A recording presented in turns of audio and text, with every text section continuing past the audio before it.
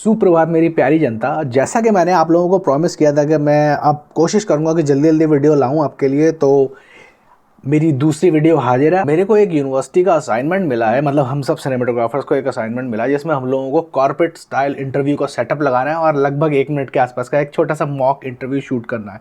अब नॉर्मली इस टाइप के कामों के लिए हमको यूनिवर्सिटी से इक्विपमेंट मिलता है, कैमरा वगैरह सब मिलता है, हम सब ले सकते हैं वहाँ से। बट अभी क्या है कि अभी क्रिसमस चल रहा है और क्रिसमस के चक्कर में ना सब कुछ बंद है।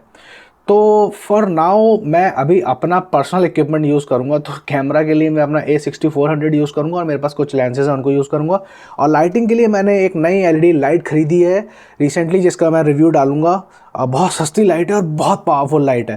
ताबूत नुमा बैग देख रहे हैं, एक बड़ा सा और एक छोटा सा। ये मेरा प्रॉपर सेटअप है जो मैं आज इंटरव्यू के लिए इसको लेके जा रहा हूँ और मैं इस पर शूट करूँगा। एक मिनट मैं कर लूँ पहले। जा भैया देखो, इतना सामान इकट्ठा तो कर लिया, लेकिन इसको अभी 600-700 मीटर मेरे को खींच के जाना है। ठीक है, अच्छी बात यह है कि इसमें व्हील्स है तो आप इनको इस तरीके से ड्रैग कर सकते हैं, और बुरी बात यह है कि इट्स टू हैवी।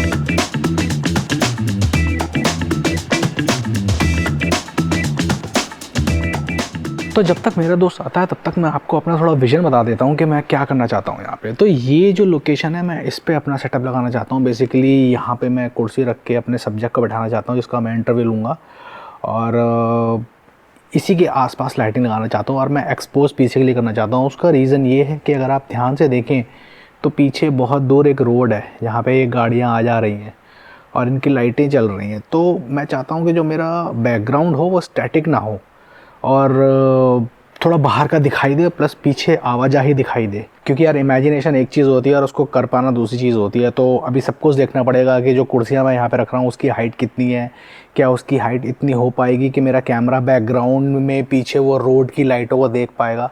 सो ये सब अभी दूर की बातें हैं। फ़िलहाल ये मेरा प्राइमरी विजन है। अगर ये काम करा तो मज़ा आ जाएगा, अगर नहीं करा तो फिर हमको इम्प्रोवाइज़ करना पड़ेगा।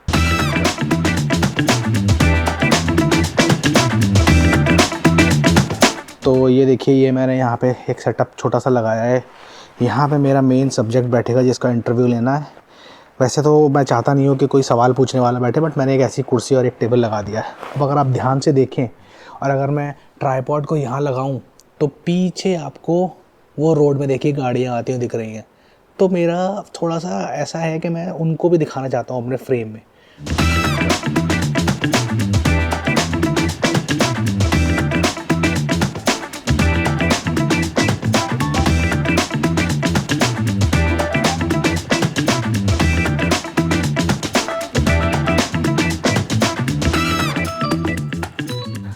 तो पहले तो मैंने मॉनिटर ऐड कर लिया ताकि मैं अच्छे से इसको व्यू कर पाऊँ। मॉनिटर थोड़ा ब्राइट होता है, इसमें थोड़ा टूल होते हैं जैसे कि अपना फॉल्स कलर वगैरह, जो मेरे को एक्सपोजर सेट करने में हेल्प करेगा।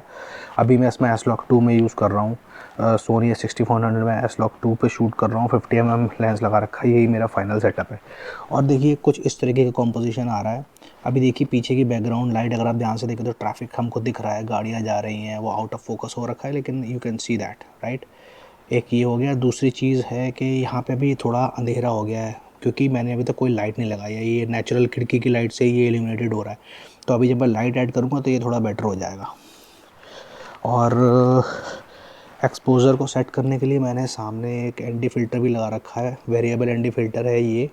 तो इसको मैं एडजस्ट करके मैंने इतना डायल डाउन कर दिया है ताकि बाहर का एनवायरनमेंट ठीक से एक्सपोज हो जाए और अंदर के एनवायरनमेंट को एक्सपोज करने के लिए मैं लाइट लगाऊंगा। सो फाइनली वो बंदा जिसका मैं इंतजार कर रहा था वो आ गया। He is Kishore, my friend. He is also a cinematographer from Hyderabad और उसको अच्छा खासा एक्सपीरियंस है, मतलब काफ़ी कुछ काम किया हुआ है, और ये भी यहीं पे मेरा वाला ही कोर्स कर रहा है। Well let's talk about the lighting. ये लाइट बस मैं एक सिंगल लाइट यूज़ कर रहा हूँ दोस्तों। ये है न्यूयर आपने नाम सुना होगा, एक चाइनीज़ कंपनी है। बेसिकली ये लाइट के स्टैंड बनाती है, बट रिसेंटली इन लोगों ने लाइटिंग का भी काम शुरू करा है। और ये एक इनकी लाइट है, मैंने बहुत ही सस्ती ली है। 134 पाउंड इज़ लाइक अभी करंटली इंडियन करेंसी में मान लो तो 13,000 रुपये की। ये 150 वॉट्स की लाइट है।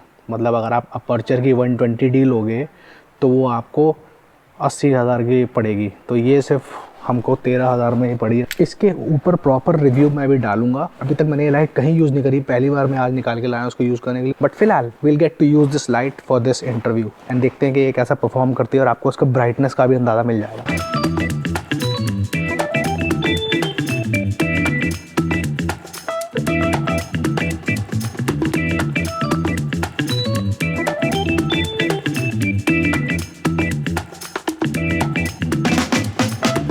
सो हमारे प्यारे भाइयों, हमारा सेटअप लग चुका है।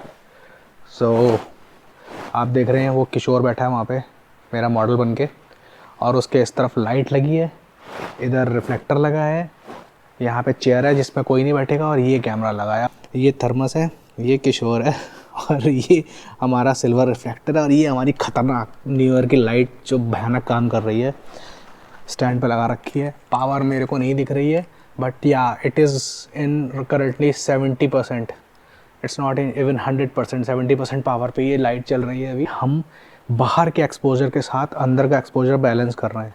It's not easy. कोई कम पावर की लाइट होगी वो कभी कर ही नहीं पाएगी। मतलब आप देखो कि मैंने कैमरे पे एंटी फिल्टर लगा रखा है और फिल्टर को पूरा डायल कर रखा है ताकि बाहर का जो स्काई है वो ब्लोन आउट ना हो, उसको मैंने फिक्स करा है। उसके बाद किशोर के ऊपर लाइट डाली है ताकि किशोर भी एकदम डार्क ना हो जाए। तो ये सिर्फ 150 वाट्स की लाइट में ही हो सकता है। अगर मैं 60 वाट की कोई नॉर्मल लाइट यूज़ करूँ तो शायद मैं कर ना पाऊँगा। फाइनली इंटरव्यू डन हो गया है, ठीक है, लेकिन मैं कैमरा की रिकॉर्डिंग ऑन रखूँगा और मैं आप लोगों को दिखाना चाहता हूँ कि जितना भी मैंने सेटअप करा है उसका असर क्या पड़ रहा है। तो मैं एक एक करके लाइट स्विच ऑफ करूँगा और आप देखने की कोशिश करना कि कोई फ़र्क हो भी रहा है या नहीं हो रहा है। मैं खुद देखने की कोशिश करूँगा, मेरे को खुद नहीं पता कि जो मैंने लगाया है उसका कितना असर पड़ रहा है। तो इसी बहाने हम ये सीख पाएंगे कि कोई फ़ायदा हुआ कि नहीं हुआ, ठीक है। सबसे पहले मैं रिफ्लेक्टर निकालूंगा क्योंकि मेरे को अभी तक समझ में नहीं आ रहा कि ये काम कर रहा है कि नहीं कर रहा। हालांकि मेरे को हल्का सा दिख रहा है कर रहा है, बट देन निकाल के देखते हैं तब पता लगेगा। से रिफ्लेक्टर हटाया, ठीक है, और अब आपको दिख जाएगा उस वाली क्लिप में, कैमरा की क्लिप में, कि वॉज इट वर्किंग और वॉज इट नॉट वर्किंग। मैं फिर से लगाता हूँ। I think it's working because I can see now. मैंने हटा दिया, ठीक है। तो पहले तो गया रिफ्लेक्टर। अब मैं क्या करूँगा, ये पापा लाइट जो है सबसे बिग लाइट, इसको हम अपनी इंडस्ट्री में की लाइट बोलते हैं क्योंकि it is the biggest source which is illuminating my subject. अब मैं इसको बंद करूँगा, इसका तो असर दिखना ही दिखना है, बट फिर भी कर लेते हैं। So we are going to switch it off once. Oh, big difference. I think there should be big difference. Otherwise मेरा सिनेमेटोग्राफी पढ़ने का कोई फ़ायदा नहीं है। सारी लाइटें बंद कर दी हैं, सिर्फ विंडो लाइट है, और इससे आपको ये पता लगेगा कि विंडो लाइट कर क्या रही थी। अगर आप किशोर के हाथ देखें, शोल्डर्स के एजेस देखें, ठीक है, स्पेशली जो राइट हैंड साइड वाला जो उसका आर्म है उस पर देखें, और उसका ये जो ये वाला जो चिन है, चीक हो गया और ये साइड है, तो यहाँ पे एक रिम सी बन रही है। This is what window light is creating and helping me as a back light. Normally लोग हेयर लाइट भी यूज़ करते हैं, तो ये बैक लाइट का काम कर रही थी। और होपफुली आपको ये वीडियो अच्छी लगेगी। अगर आपको कोई सवाल हो, कोई चीज़ आप जानना चाहते हैं स्पेसिफिकली, तो प्लीज़ मेरे को कमेंट करिएगा इस वीडियो के नीचे। मैं कोशिश करूँगा आपके सवाल को रिप्लाई करने की। बस आज के लिए इतना ही। अब आधा पौन घंटा लगेगा हमको ये सब सेटअप को वापस से पैक करने में। किसी भी शूट का सबसे जो सारा दर्द वाला पार्ट होता है ना, वो यही होता है। जब शूट ख़त्म हो जाता है ना तो बड़ी रिलैक्सिंग फीलिंग आती है, ऐसा लगता है आप स्पा में बैठ गए हो। लेकिन फिर आपको जब सेटअप करना पड़ता है ना, तो ऐसा बिल्कुल मज़दूरों जैसी फीलिंग आने लगती है। तो अब हम सेटअप करेंगे भैया, आप क्या कर सकते हैं। सी यू सून, बाय।